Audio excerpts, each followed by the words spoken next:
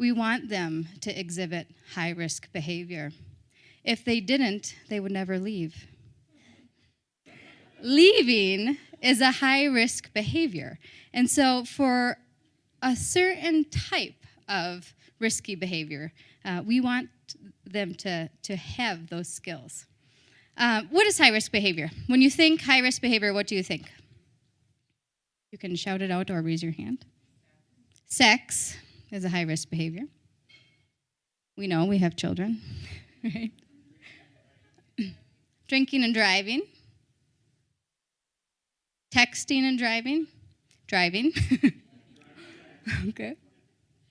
Anybody want to give a shot at a definition?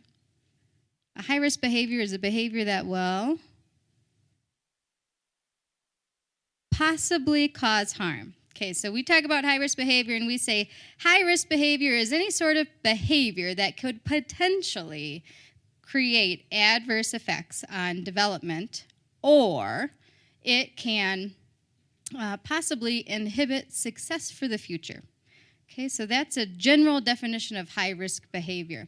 We know that kids are going to engage in a certain level of high-risk behavior during adolescent time period. We, even as adults, sometimes engage in high-risk behavior.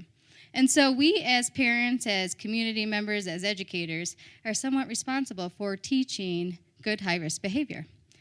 We are a community that somewhat engages in high-risk behavior. We have a lot of extreme sports here, and oftentimes when we talk with community members, they will say that they engage in high-risk behaviors.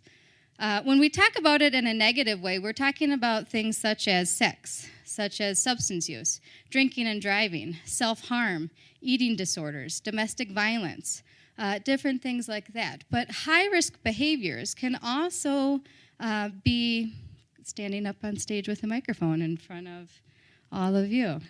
Okay?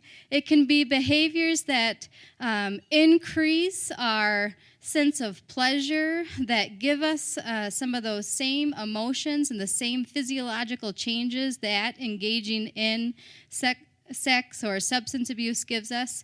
And so our job is to try to channel children into what makes you tick, what gets you excited, and teach them how to do it in a safe way. So it could be skateboarding is their high-risk behavior.